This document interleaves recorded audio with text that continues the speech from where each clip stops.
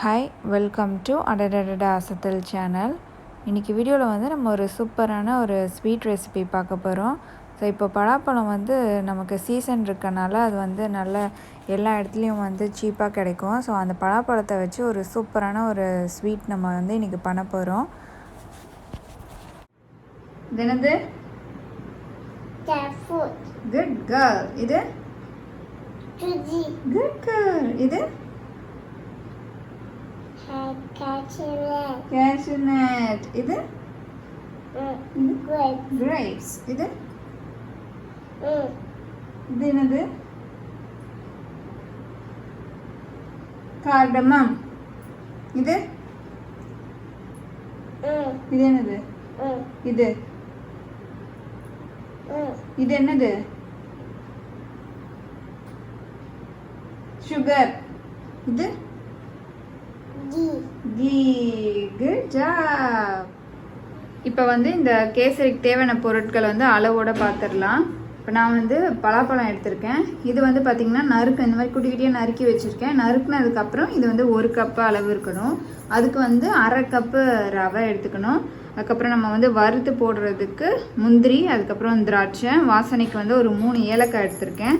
நீங்கள் ஏலக்காய் பொடி இருந்தாலும் வந்து எடுத்துக்கலாம். அதுக்கு பார்த்திங்கன்னா 1 கப்பு வந்து சர்க்கரை. ஸோ 1/2 கப்பு ரவைக்கு வந்து 1 கப்பு சர்க்கரை. அதுக்கப்புறம் வந்து நெய் தேவை. நம்ம வந்து இந்த கேசரி செய்ய ஆரம்பிச்சிடலாம். இதுக்கு வந்து நான் ஒரு பாத்திரத்தை வந்து ஸ்டவ்வில் வச்சுருக்கேன். இப்போ இதை வந்து நம்ம சூடு பண்ணிக்கலாம். ஸ்டவ் ஆன் பண்ணிக்கிறேன். இது வந்து கொஞ்சம் சூடாகட்டும். இப்போ இதில் பார்த்தீங்கன்னா ஒரு 1 டீஸ்பூன் வந்து நான் நெய் ஆட் பண்ணுறேன்.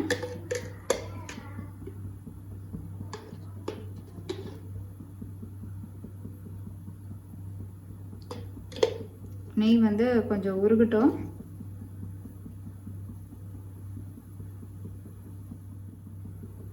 இந்த நெய் சூடானதும் நம்ம எடுத்து வச்சுருக்க இந்த முந்திரி திராட்சையை வந்து நம்ம போட்டு வறுத்து எடுத்துக்கலாம்.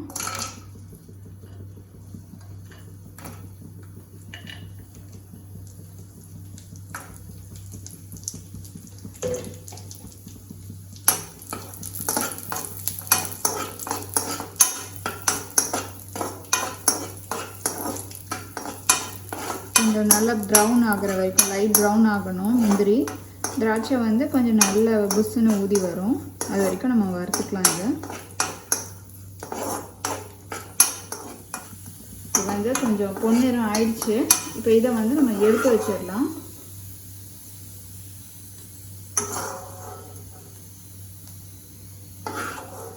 தனியாக ஒரு பாத்திரத்தை எடுத்துருங்க.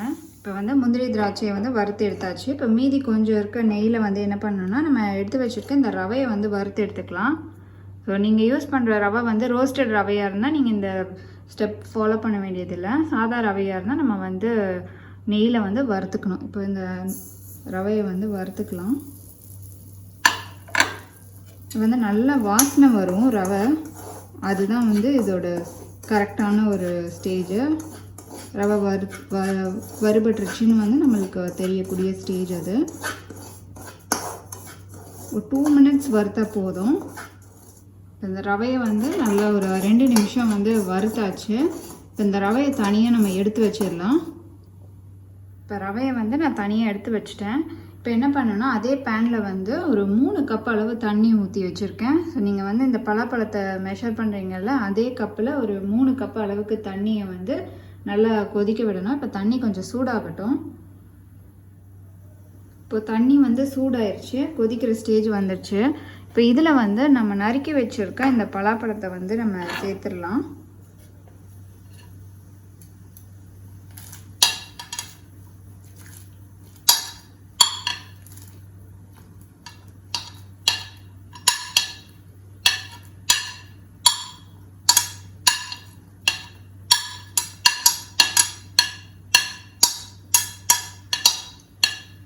சேர்த்தாச்சு. இப்போ இந்த பலாப்பழம் வந்து நல்லா வெந்து வரணும். நம்ம குட்டி குட்டியாக கட் பண்ணியிருக்கனால அது கொஞ்சம் சீக்கிரமாக வெந்துடும். இப்போ இதை வந்து ஒரு நல்லா ஒரு 5 நிமிஷத்துலேருந்து ஒரு 10 நிமிஷம் வரைக்கும் இது நல்லா வேகட்டும். இப்போ பலாப்பழம் வந்து நல்லா வேகட்டும். இதை மூடி வச்சு நான் ஒரு 5 நிமிஷம் வந்து வேக வைக்கிறேன். இப்போ இந்த பலாப்பழம் வந்து நல்லா வெந்திருக்கும். பார்த்திங்கன்னா நல்லா கொதிச்சு வந்திருக்கு.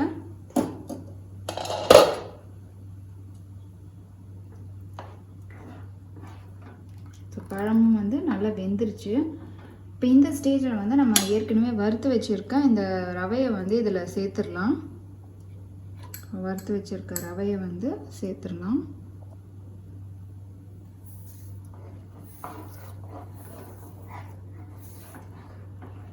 கொஞ்சம் கொஞ்சமாக சேர்த்துட்டு நீங்கள் வந்து மிக்ஸ் பண்ணி விட்டுருங்க. கட்டி தட்டாமல் இருக்கும்.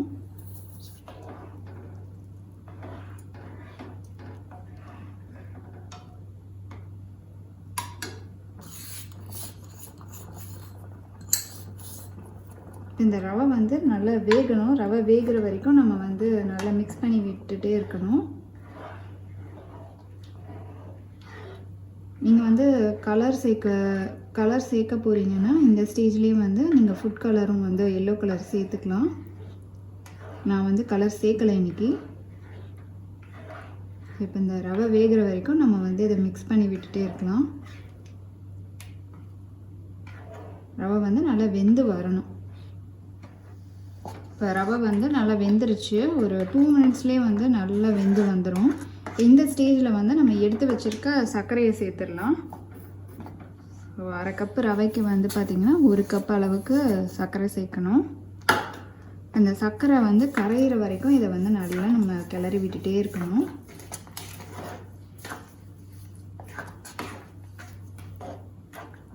நான் வந்து சிம்மில் வச்சு தான் பண்ணிகிட்ருக்கேன்.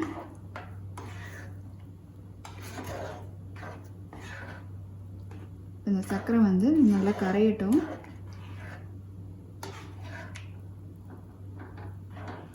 இப்போ சர்க்கரைலாம் வந்து நல்லா கரைஞ்சிருச்சு. இந்த ஸ்டேஜில் வந்து நான் ஏலக்காவை தட்டி வச்சுருக்கேன், அதை போட்டுடுறேன். நீங்கள் வந்து ஏலக்காய் பொடி இருந்தாலும் சேர்த்துக்கலாம். அதுக்கப்புறம் நம்ம ஏற்கனவே வறுத்து வச்சுருக்கேன் இந்த முந்திரி திராட்சையையும் வந்து நம்ம இதை சேர்த்துடலாம்.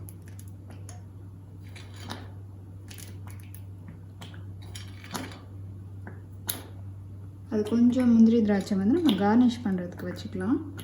இப்போ இது எல்லாத்தையும் வந்து நல்லா மிக்ஸ் பண்ணி விட்டுடலாம்.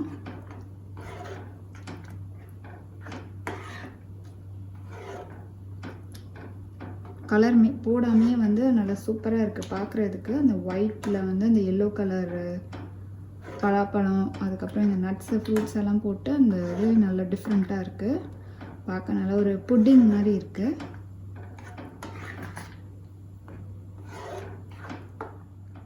இந்த ஸ்டேஜில் வந்து நீங்கள் உங்களுக்கு இனிப்பு வந்து செக் பண்ணிக்கோங்க, சர்க்கரை போதுமா இல்லையான்னு. இல்லைன்னா நீங்கள் ஆட் பண்ணிக்கலாம். எனக்கு வந்து கரெக்டாக இருக்குது.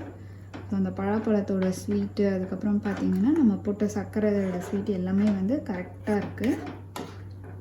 இப்போ இந்த ஸ்டேஜில் வந்து இதில் ஒரு 2 டேபிள் ஸ்பூன் வந்து நெய் ஆட் பண்ணணும்.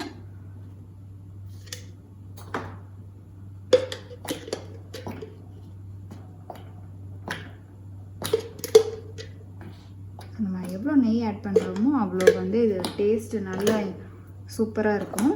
இதை நெய் ஆட் பண்ணிவிட்டு நல்லா மிக்ஸ் பண்ணி விட்டுருங்க.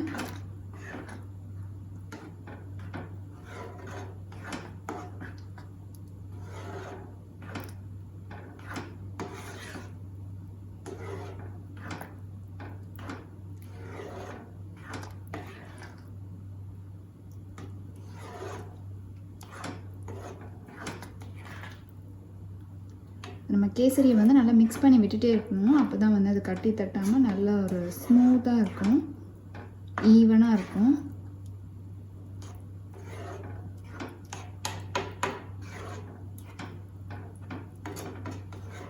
ஒரு நிமிஷம் மட்டும் இருக்கட்டும். அதுக்கப்புறம் நம்ம வந்து ஸ்டவ் ஆஃப் பண்ணிடலாம்.